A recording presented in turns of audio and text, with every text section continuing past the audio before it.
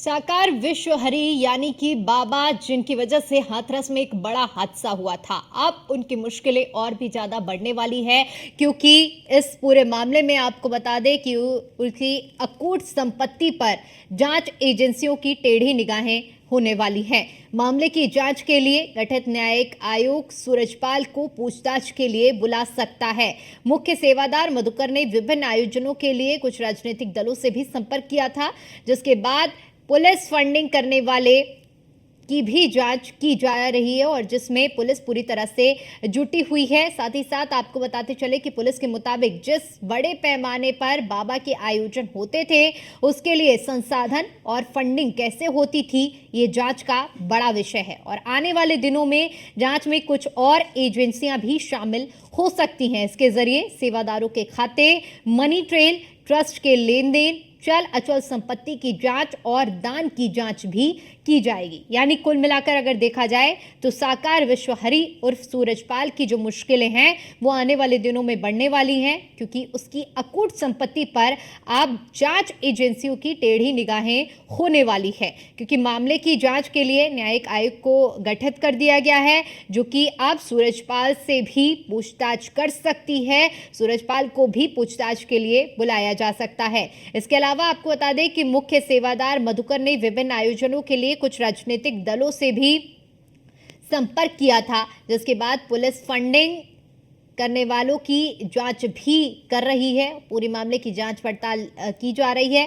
Police के मुताबिक जिस बड़े पैमाने पर बाबा के आयोजन होते थे वो एक बड़ा विषय है जांच का क्योंकि जहां जिस तरह से संसाधन फंडिंग कैसे हुआ करती थी इसको लेकर जांच की जा रही है और आने वाले दिनों में इस मामले में यकीन मानिए कि कुछ बड़ा खुलासा भी हो सकता है और साथ ही साथ इस मामले में कुछ बड़ी जांच एजेंसियां भी शामिल हो सकती हैं। इसके जरिए सेवादारों के खाते, मनी ट्रेल और ट्रस्ट के लेन देन की चल अचल संपत्तियों की जांच भी की जाएगी।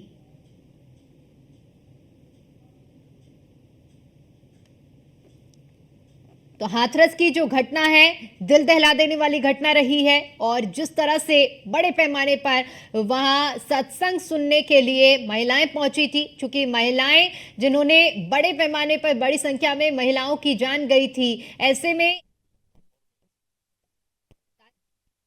कहीं उसके बाद जो भी लिंक निकलेगा, मनी ट्रेल निकलता है कि इतना बड़ा कहीं ना कहीं इसमें वर्दियां हैं, इतना बड़ा कार्यक्रम होता, संगठित इतना खर्चा होता है, तो इसके पास पैसा आ कहां से रहा है। तो कहीं ना कहीं ऐसा प्रतीत हो रहा है कोई ना कोई पॉलिटिकल दल द्वारा कहीं ना कहीं इनको फंडिंग हो रही है। तो इसमें हम अभी जब तक कोई हम मनी ट्रेल नहीं निकाल लेते तब तक हम कोई पुष्टि नहीं कर पाएंगे। इतना बड़ा जो कार्यक्रम होता है, इतना समारोह होता है, इनको प्रॉपर तरीके से गोपियों को जो कपड़े दिए जा रहे हैं, यूनिफॉर्म्स दी जा रही हैं, तो फंडिंग आ कहाँ से रही है, जो डोनर्स की लिस्ट है उसका संकलन करा जा रहा है। आयकर विभाग के साथ भी हम लोग पत्राचार कर रहे हैं और इसमें एक वृहद विवेचना है और जो भी इसमें दोषी है उसको बख्शा नहीं जाएगा। कहीं ना कहीं उसके बाद जो भी लिंक निकलेगा,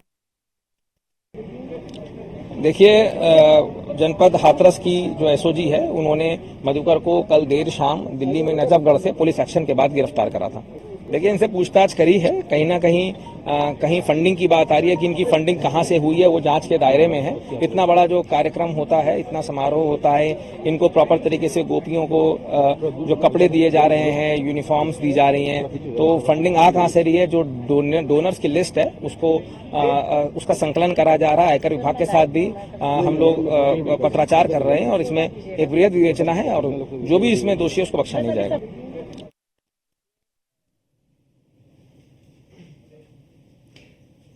तो बाबा सूरजपाल जो कि अब कानूनी घेराबंदी क्योंकि उनको लेकर तेज कर दी गई है, प्रवचन सत्संग जिसे मौत का सत्संग कहा जाए तो गलत नहीं होगा और अब इस पूरे मामले में जल्द खुलासे की बात सामने आ रही है क्योंकि बाबा की जिस तरह से अकूट संपत्ति है इस पर सभी जांच एजेंसियों की टेढ़ी नजरें हैं कि आखिर किस तरह से, क्योंकि देखिए जिस तरह से ये आयोजन हुआ करते थे उसमें साफ तौर पर देखने को मिलता था कि किस तरह से बड़े पैमाने पर खर्च हुआ करता था। चाहे बात अभी क्योंकि हमने जिस तरह से आपको प्रतिक्रिया भी पुलिस अधिकारी की सुनाई है, उनकी ओर से से भी साफ तौर पर कहा गया है कि चाहे ड्रेसों की बात हो, चाहे तमाम खर्चों की बात हो, आखिर ये फंडिंग आ कहां से रही थी, ये बड़ा विषय है जांच का और ये सामने आना चाहिए, क्योंकि इसमें क्या राजनीतिक दलों का भी किसी का सहयोग रहा है, क्योंकि इसमें बात ये भी सामने आ रही है कि मुख्य सेवादार जो है उनकी ओर से राजनीतिक दलों को संपर्क भी किया गया है। ऐसे में वो कौन से दल हैं जिनकी ओर से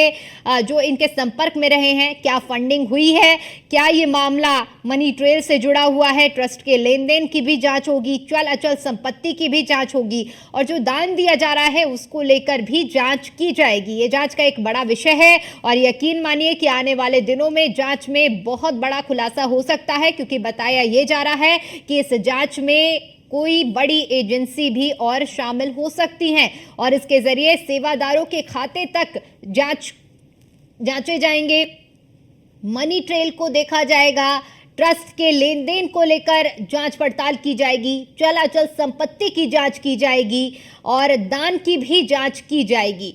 तो सारी चीजों को लेकर एक समेकित निष्कर्ष निकालने का प्रयास किया जा रहा है, क्योंकि न्यायिक आयोग का गठित किया गया है और इस पूरे मामले में जांच भी जारी है, लेकिन अलग अलग पहलुओं से इस मामले की जांच पड़ताल की जा रही है। पुलिस फंडिंग करने वालों की भी जांच की जा रही है। साथ ही साथ आपको ये भी बता दें कि सूरजपाल के कार्यकर्ताओं और संसाधनों के लिए राजनीतिक पार्टियों की तरफ से भी फंडिंग की जांच हो रही है। सेवादारों के खाते में मनी ट्रेल, ट्रस्ट के लेन देन और चल अचल संपत्ति को लेकर भी जांच हो रही है। पुलिस आयकर विभाग की भी इस मामले में सहायता ले सकती है।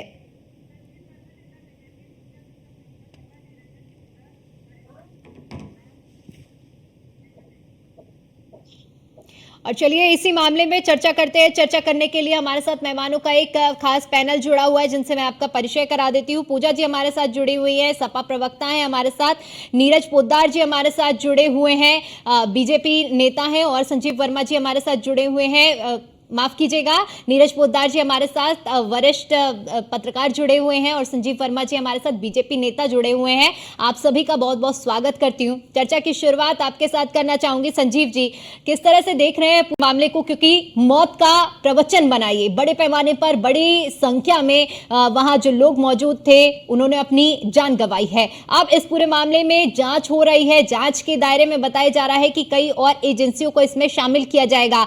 मनी ट्रेल और पैसों की लेन देन की बात सामने आ रही है, क्योंकि जिस तर्ज पर ये आयोजन हुआ जाता था उसमें अब बड़े विषय भी निकलकर सामने आ रहे हैं कि आखिर कहीं से तो फंडिंग हो रही होगी ना, तभी तो इतने बड़े पैमाने पर इस तरह का आयोजन किया जा रहा है।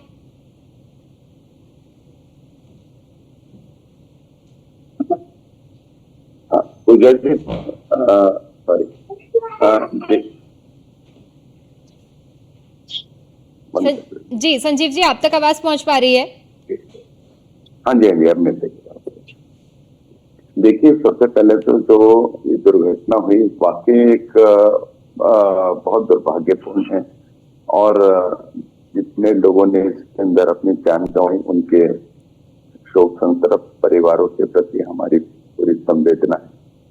और जिस प्रकार से ये पूरा प्रकरण हुआ, इसके पीछे कहीं ना कहीं कोई एक साजिश की बू भी आ रही है, क्योंकि जिस तरह से जो भी ये बाबा थे, इनका जो एक रूट रखा गया भक्तों के बीच से जाने का, वो जानते बुझते कि इतना बड़ा क्राउड है और इतने बड़े क्राउड के बीच से उनको ले जाया गया, और जबकि जो इनका एक तरह से हेड सेवादार जो भी गिरफ्तार हो चुके हैं, उनको भी पूरी तरह से इस बात की जानकारी थी। तो चरण रज और तमाम नलकूप वगैरह जो भी चीजें सामने आ रही, तो क्या जानते पूछते ये इस तरह की दुर्घटना को और इस घटना को अंजाम दिया गया है। ये तमाम चीजें एक साजिश का इसके अंदर क्योंकि बुआ रही है और एक जांच का विषय है। सरकार के द्वारा हाई लेवल कमेटी का गठन किया है, इसमें पूर्व माननीय जज साहब की अध्यक्षता में 2 बिल्कुल सदस्यीय जो क्योंकि जांच संजीव टीम जी इस बिठाई मामले गई है में जिस तरह से और आपने कहा कि एक जांच का विषय है और कमेटी का गठन भी कर दिया गया है, लेकिन इन सब बातों के बीच में अब एक बात जो बड़ी निकलकर सामने आ रही है, पूजा जी, इस मामले में अब राजनीतिक दलों की भी क्या संलिप्तता रही है, इसको लेकर भी जांच की जा रही है, इस पर क्या कहेंगी? दीपिका जी, आपको नमस्कार और साथी प्रवक्ताओं को भी नमस्कार। अब जैसा कि भाजपा के प्रवक्ता को आप कह रही हैं कि राजनीतिक संस्थाओं की या फिर राजनीतिक पार्टियों की भी संलिप्तता नजर आ रही है, तो जांच करने से किसने रोका है? प्रदेश में आपकी सरकार है, देश में आपकी सरकार है, आपको जांच करने से कौन रोक रहा है? आज 4 दिन हो गए, आप जांच करिए। आपको जो जहां जैसे लगता है उस तरीके से जांच करिए। और मैं आ जाती हूँ भाजपा प्रवक्ता के बात पे, और कह रहे हैं कि साजिश की बू आ रही है। आप कहना क्या चाहते हैं कि साजिश कैसी रची गई कि 80,000 का परमिशन दिया गया और साजिश रचने वाले ने ऐसा किया कि जाके वहां पे वेरिफिकेशन ना करे पुलिस का मामला, और फिर साजिश करने वाले ने एम्बुलेंस को ब्लॉक कर दिया कि नहीं, एम्बुलेंस नहीं पहुंचना चाहिए भगदड़ होने के बाद में। साजिश करने वाले ने हॉस्पिटल से डॉक्टर को गायब कर दिया कि डॉक्टर वहां पे नहीं होने चाहिए फर्स्ट एड देने के लिए। क्या बात करते हैं? आपकी कोई तैयारी नहीं, प्रशासन के ऊपर कोई कार्रवाई नहीं। आप बताइए दीपिका जी, क्या वहां के जो प्रशासनिक अमला है वो जिम्मेदार नहीं है? उनके ऊपर कार्रवाई नहीं होनी चाहिए? मुख्यमंत्री जी उसकी जिम्मेदारी नहीं लेनी चाहिए? क्या डॉक्टर जो वहां पे इमरजेंसी पे मौजूद होने चाहिए थे वहां पे नहीं मौजूद थे? ये कहते हैं कि हम कोविड के बाद में इतने तैयार हैं कि इस तरह की कोई आपदा आएगी तो हम देख लेंगे, हम तैयार हैं। और एक भगदड़ मची है वहां पे, मैं कह रही हूँ कि वहां पे प्रोग्राम हुआ, उसमें भगदड़ मची, वो उसको सेकेंडरी कर भी देते, पर आपकी सुविधा क्या थी? डॉक्टर वहां पे क्यों नहीं मौजूद थे? एम्बुलेंस क्यों नहीं पहुंच पाए? आप कह रहे हैं साजिश की बुआरी। आपका कहने का आशय है कि साजिश के तहत इन सब चीजों को हटा दिया गया, अपना फेलियर एक्सेप्ट करना नहीं है आपको, आपके संवेदना है, संवेदना से कुछ नहीं होता है।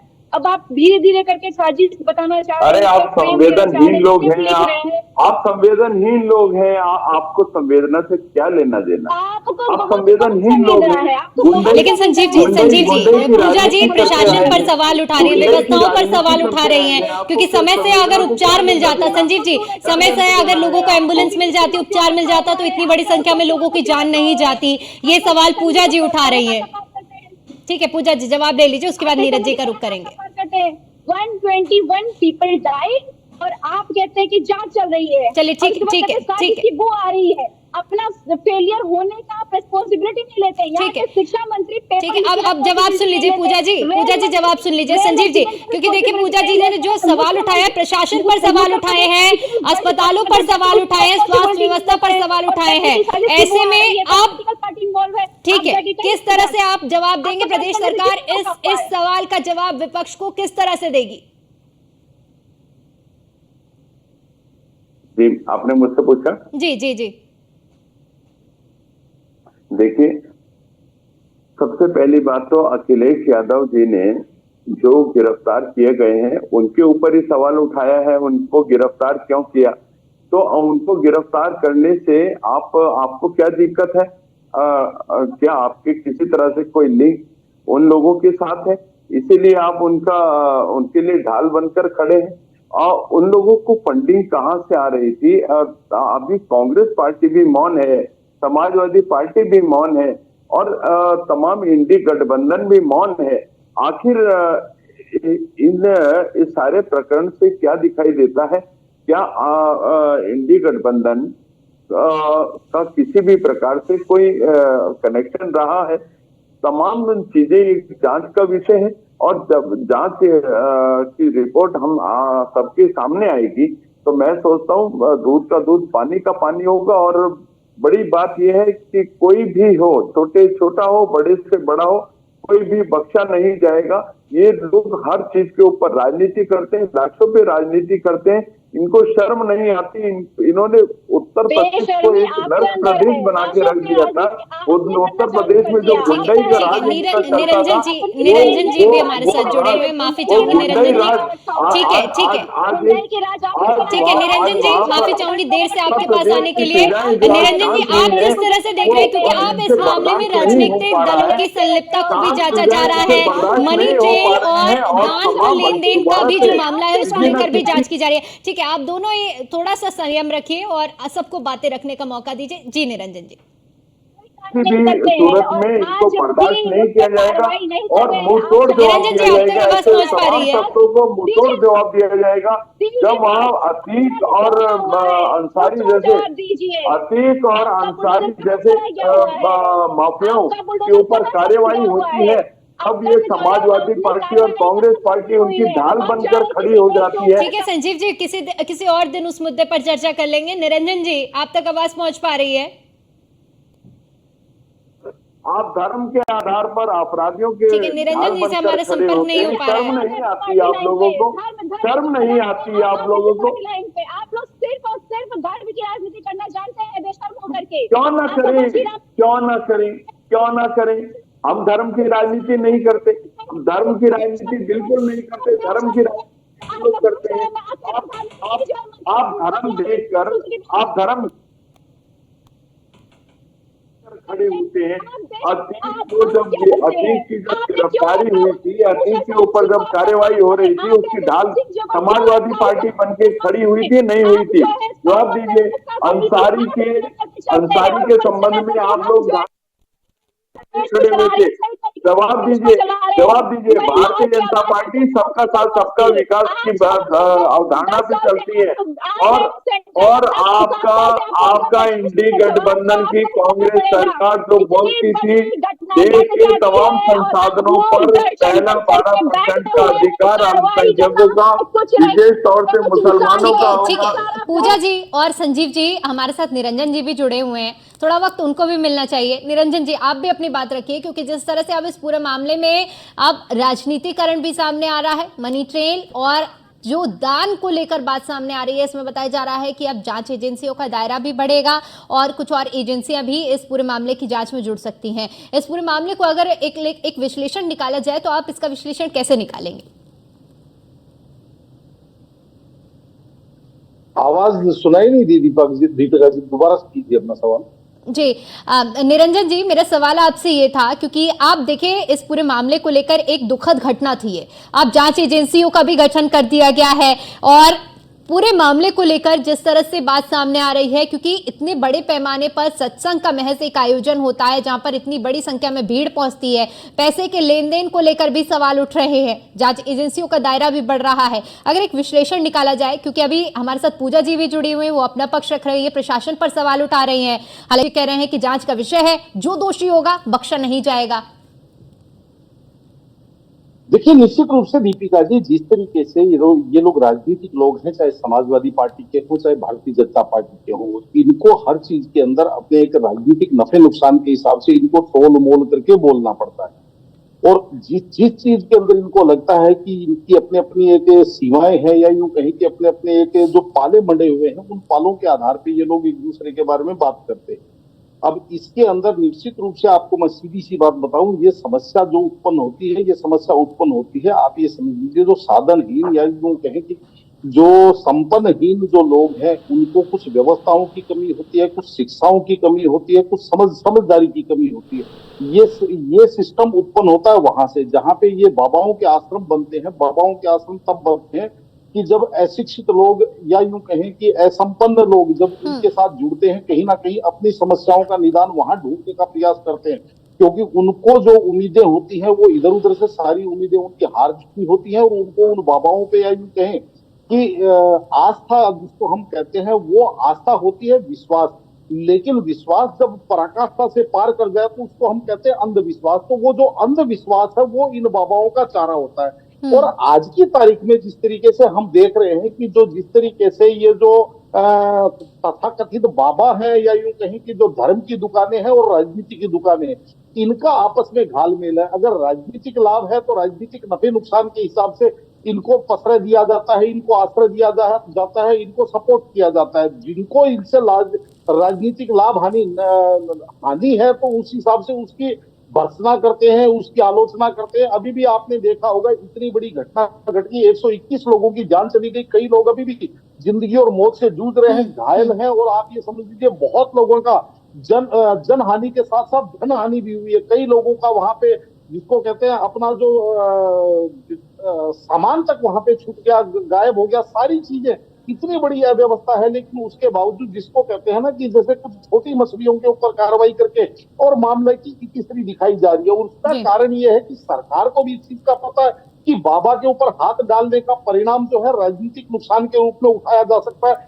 और दूसरी तरफ अगर हम बात करें विपक्ष की, तो दीपिका जी इस चीज से भी कोई इनकार नहीं कर सकता कि जिस तरीके से ऐसे स्वयंभू बाबाओं को उत्पन्न करके, या यूं कहें कि इन बाबाओं को बाबा बना करके और इनका जो राजनीतिक लाभ लिया जाता है, वो हमने लोकसभा चुनाव के अंदर भी देखा कि किस तरीके से वो वीडियो भी वायरल हुए कि अखिलेश यादव जी जाकर के इनको एक, वास्तव में इनको एक परम हरि, या यूं कहें साकार हरि, यानी कि एक प्रत्यक्ष भगवान, जो जिंदा भगवान इनको बताया जा रहा है। और उनको ये बताया जा रहा है कि अखिलेश जी का मैंने एक वीडियो देखा जिसके अंदर वो कह रहे हैं कि अभी आसमान में इतने बादल थे लेकिन बाबा की कृपा से सब साफ हो गए। कहने का तात्पर्य जो जिसके वश में प्रकृति भी है, वो यानी कि वहां की जनता को इस तरीके का संदेश दे रहे हैं अखिलेश जी, जिनको मेरे हिसाब से निर्देश देने की आवश्यकता थी, वो संदेश देने पर तुले। तो कहने का तात्पर्य ये सारी की सारी राजनीतिक और धार्मिक दुकानों का घालमेल है। और इसके अंदर वास्तव में पूछेंगे तो ये एक दुकानें हैं, और इनके अंदर जो आम व्यक्ति है, जिसको जो साधनहीन है, जो संपन्नहीन है, जो शिक्षाहीन है, वो व्यक्ति इनकी कमोडिटी है, यानी कि इनका चारा, या यूं कहीं इनकी दुकान का सामान है। तो वो लोग इकट्ठा होते हैं, बेचारे भोले भाले लोग होते हैं, उनको जैसे कोई बरगला देता है उसी तरीके से पहुंचते हैं। और जो फंडिंग की बात, तो निश्चित रूप से आपको मैं बता रहा हूँ, जिस तरीके से इतने बड़े आयोजन होते हैं, तो निश्चित आप ये मान के चलिए कि बिना किसी पैसे के आजकल 5 आदमी इकट्ठा करके अगर 5 आदमियों का आप चाय बिस्किट की भी अगर आप व्यवस्था करेंगे तो आपको 500 रुपए आपकी जेब से लग जाएंगे। तो जो बिल्कुल। करोड़ों रुपए ऐसे आयोजनों पे ठीक खर्चे है, होते हैं। माफी के साथ यह आप इस सभी को तरीके से- रोकना चाहूंगी क्योंकि समय का अभाव है, इसलिए चर्चा को यहीं समाप्त करना पड़ेगा। आप सभी मेहमानों का बहुत बहुत शुक्रिया हमारे साथ जुड़ने के लिए और अपना कीमती समय हमें देने के लिए। तो अब जिस तरह से हाथरस में ये घटना हुई है, इस घटना पर न्यायिक जांच भी बैठ गई है, लेकिन अभी इस पूरे मामले को लेकर कई और परतें खुलनी बाकी है। फिलहाल देखने वाली बात होगी कि ये जांच किस किस को अपनी जद में लेती है। फिलहाल के लिए इतना ही। बाकी तमाम बड़ी खबरों के लिए देखते रहिए न्यूज़ 1 इंडिया। नमस्कार।